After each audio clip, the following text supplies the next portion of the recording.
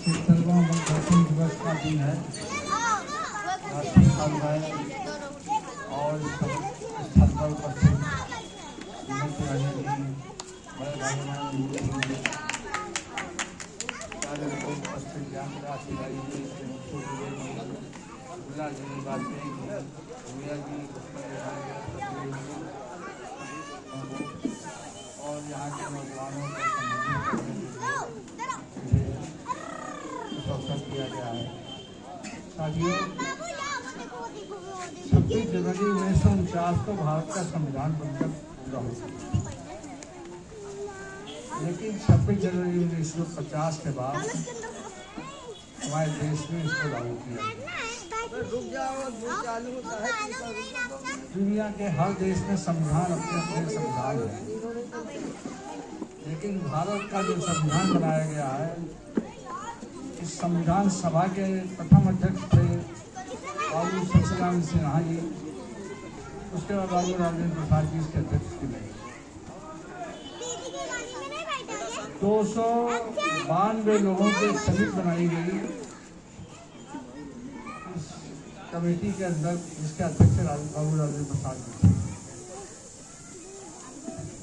इसमें सभी वर्ग के लोगों का ध्यान रखा गया। कमेटी में पंडित मदन मोहन मालवीय, इस तरह के तमाम विद्वान लोगों के द्वारा कमेटी गठित की। कमेटी गठित होने के बाद 70 लोगों को नामित किया गया था, मनोनीत किया गया था संविधान सभा।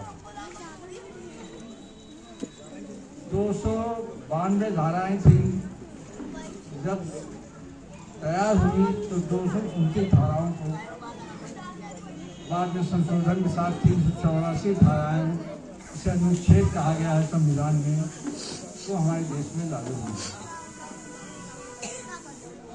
भारत संविधान का दुनिया के सारे संविधानों को देखते हुए सबसे अच्छा अगर संविधान है, सबसे उत्कृष्ट संविधान है हमारे भारत का संविधान। राज्य के संचालन की विधि, राष्ट्रपति के क्या अधिकार होंगे, प्रधानमंत्री के क्या अधिकार होंगे, नागरिकों के क्या अधिकार होंगे और नागरिकों के क्या कर्तव्य होंगे, इन सब चीज़ों का समावेश संविधान सभा में किया गया।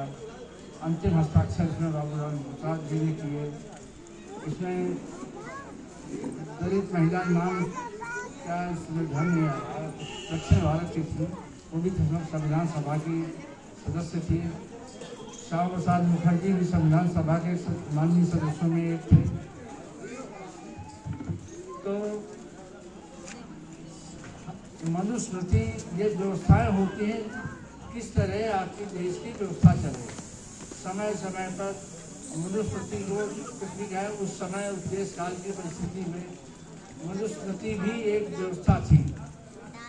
और दुनिया में जब कभी चेतना आई है, लोग पढ़े लिखे हैं, पहले दुनिया के इंसान होते थे यहाँ पर, बोलना सीखा, फिर चलना सीखा, फिर पढ़ना सीखा, और जैसे जैसे ज्ञान बढ़ता गया इस पूरी दुनिया का विभाजन होता गया।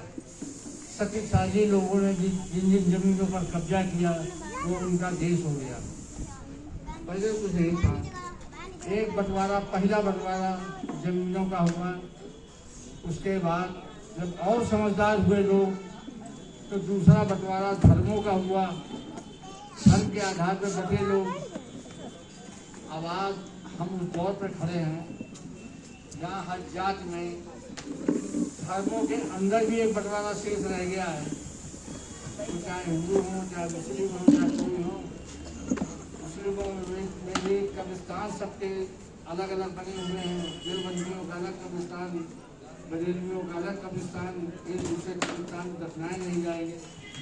हमारे यहाँ भी जाति गणना, अब जाति अगर हिंदू हैं तो इससे पर काम नहीं चल रहा, जातियाँ विभाजित की जाएंगी, कौन कितनी जात का कितना आदमी है, और उसके बाद एक अंतिम जो इसके बाद का जो बंटवारा होगा तो जिसकी जितनी जाति बढ़ी उसका हिस्सा पड़ा। वो देश के टुकड़े इसी तरह होते आए हैं और उसी क्रम में हैं। समाज के बुद्धिजीवियों को चाहिए कि थोड़ा सा इस पर भी गौर करें कि हम सब इंसान हैं, सबका ब्लड ग्रुप दुनिया में जो ब्लड ग्रुप है सब एक ही तरीके के नहीं सकते। धन से बटे, जात से बटे, देश से बटे, सब बढ़ते ही चले जा रहे हैं। कहाँ तक, किस स्तर तक बटेंगे, बंटवारा होगा। तो समय की इस गिरावट को रोकने के लिए हम लोग सब आप मंथन करें, देश खुशहाल हो। ये देश टेबल में बैठ के देश की आज़ादी नहीं मिली, कितना संघर्ष हुआ। अनगिनत लोग जिनका कोई नाम भी नहीं जानता, उनकी कोई पहचान भी नहीं हो पाई समाज में। सबसे ज़्यादा काले पानी की सजा अगर कहीं हुई तो पंजाब के लोग, दूसरे नंबर पर पश्चिम बंगाल के लोग। हमारे कानपुर का जो स्वभाव है, लक्ष्मी सहगल की काले पानी की सजा उनको हुई। इस तरह इस देश की आज़ादी में असंख्य लोग शहीद हुए और हमारा अपना संविधान बना। हमारा संविधान के हिसाब से ही, संविधान के तौर तरीके से संविधान पर अगर राजनीति प्रभावी हो जाएगी तो संविधान को जोड़ है। संविधान का ईमानदारी से लागू हो और सब इसको कर्तव्य के लिए इसका सम्मान करें और इसके पद चिन्हों में चलें, तभी शायद देश का भविष्य सुधरने की संभावना है। अन्यथा बिगड़ाव की ओर हम लोग निरंतर बढ़ते चले आ रहे हैं। धर्म, देश, जात, परिवारों का भी विस्तरण। अब जो ज्वाइंट फैमिली है कहीं पर तो लगता है बड़े अच्छे खुशहाल परिवार के लोग हैं, ये विस्तृत के दौर। तो दौर से निकलने के लिए समाज में कुछ लोगों को चिंतन करना पड़ेगा और दूसरे लोगों का मनोबल बढ़ाना पड़ेगा कि हम सब एक हैं। इंसानी बिरादरी सबसे बड़ी बिरादरी होती है, फर्द की बिरादरी कोई बिरादरी नहीं होती। सब मानने वाला सबका एक है, उसको अलग अलग नाम दिए। संविधान की प्रस्तावना में समाजवाद शब्द एक जोड़ा गया 1996 में। समाजवाद का मतलब कि समाज में जो गैर बराबरी उसको दूर किया जाए। समाजवाद एक थीसिस है। समाजवाद कोई समाजवादी पार्टी का थीसिस नहीं है। समाजवाद एक राज्य के व्यवस्था के संचालन का थीसिस है। मार्क्सवाद एक व्यवस्था के संचालन का थीसिस है। गांधी जी की आज दुनिया भर में के तमाम देशों में उनकी मूर्तियाँ लगी, नीतियाँ लगाई हैं। तो उन्होंने एक नए थीसिस को जन्म दिया कि बिना हिंसा के भी लड़ाइयाँ जीती जा सकती हैं। उसका सम्मान किया, तमाम दुनिया में उनके फालोअर्स हुए जिन्होंने इसका प्रचार और प्रसार किया। तो इस तरह की चर्चाएँ हमारे देश में होंगी कि गांधी सुभाष की तुलना की जाएगी। तो गांधी का रास्ता अलग था, सुभाष चंद्र बोस का रास्ता अलग था, लेकिन लक्ष्य दोनों के एक थे। महात्मा गांधी को राष्ट्रपिता सबसे पहले सुभाष चंद्र बोस ने सिंगापुर से फोन करके कहा कि राष्ट्रपिता, आप राष्ट्रपिता हैं, आप संभालिए देश की नागरिक व्यवस्था।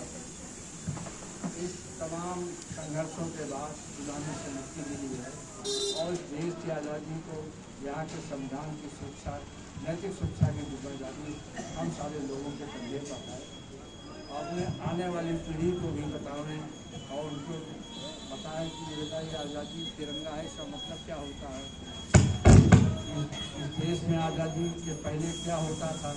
ये स्कूल का एक शिक्षा का क्रम हो, घरेलू शिक्षा का भी क्रम हो तो ज़्यादा बेहतर होगा और समाज में अच्छी बेहतरी होगी। इन शब्दों के साथ आप सभी लोगों को मैं बधाई देता हूँ। आने वाले वक्ताओं के विचारों को मैं भी सुनना चाहूँगा इस संबंध में। धन्यवाद। जय समाज।